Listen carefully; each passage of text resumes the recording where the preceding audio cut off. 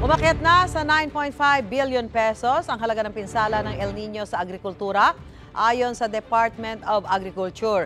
Isa rin sa epekto ng matinding init ang hindi gaanong paglaki at pagbigat ng mga alagang baboy. May unang balita si Bernadette Reyes. Ang bitak-bitak na lupang ito isa palang dating palaisdaan na natuyot na dahil sa sobrang init. Isa lang ito sa matinding epekto ng El Nino sa lalawigan ng Bohol. Natuyot na rin ang ilang sapa at bumababa ang tubig sa ilang ilog pati na sa Pilar Dam. Sa kabuuan, 36 na bayan sa lalawigan ng lubhan ang naapektuhan, dahilan para magdeklara na ng state of calamity ang probinsya. Matindi nga ang dagok ng El Nino partikular sa sektor ng agrikultura. Sa buong bansa, umabot na sa 4.6 billion ang pinsala sa bigas, 3.17 billion naman sa mais, 1.6 billion sa high-value crops, habang 10.47 million naman sa livestock and poultry.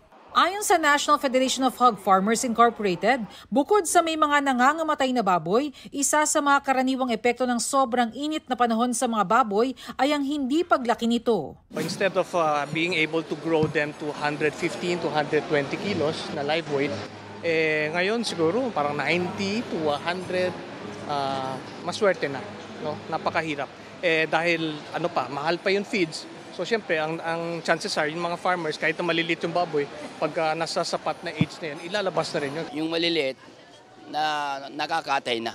Kasi kasama sa walang paninda. Dahil pa rin sa mainit na panahon, apektado rin ang presyo ng pagkain ng mga baboy, tulad ng mais, kung saan umabot na sa 3.17 billion pesos ang pinsala. Tataas na naman yung presyo ng corn kung yung supply natin ay wala. Batid ng Department of Agriculture ang epekto ng El Nino sa mga hog raisers. Right now, we're importing 40% ng corn. So gusto namin mapalit na natin yon kasi para ma-increase natin yung production natin ng mga raw materials na hindi natin i-import. Sa kabila naman ng mga hamon ng El Nino, siniguro ng DA na sapat ang supply ng baboy ngayon. Malayo rin ang presyo ng retail sa farm gate price ng baboy. Minsan ang difference 50, 100 pesos. We have enough supply, tapos mababa yung presyo. Kasi may mga traders kasi nagte-take advantage eh.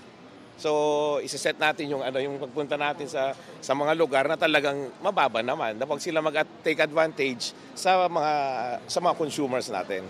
Ito ang unang balita, Bernadette Reyes para sa GMA Integrated News. Mga kapuso, para una ka sa mga balita, mag-subscribe sa GMA Integrated News sa YouTube. Sa mga kapuso abroad, subaybayan niyo po kami sa GMA Pinoy TV at sa www.gmanews.tv.